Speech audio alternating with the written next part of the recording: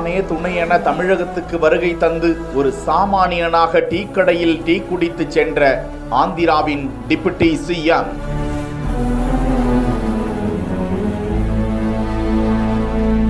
பந்தாவே இல்லாமல் காவி உடை போர்த்தி வந்து சென்ற பவன் கல்யாண்.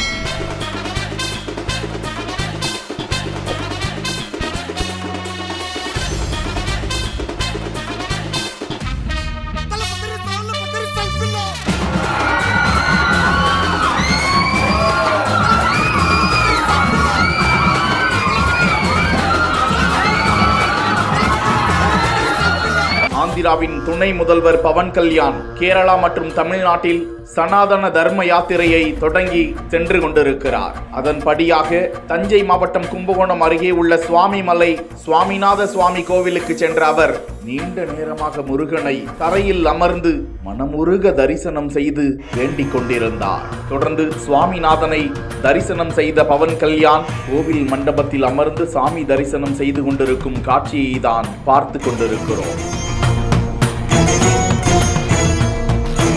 தொடர்ந்து கும்பகோணம் ஆதி கும்பேஸ்வரர் கோவிலுக்கு சென்று ஆதி கும்பேஸ்வரரையும் வழிபட்ட அவருக்கு கோவில் நிர்வாகம் சார்பில் மரியாதை கொடுக்கப்பட்டது. அவர் வருகையை தொடர்ந்து கும்பகோணத்தில் தனியார் கல்லூரியில் பயிலும் ஆந்திர மாநிலத்தை சேர்ந்த நூற்றுக்கணக்கான மாணவ மாணவிகள் பவன் கல்யாணை காண குவிந்ததால் அப்பகுதியே நெகிழ்ச்சியாக காணப்பட்டது.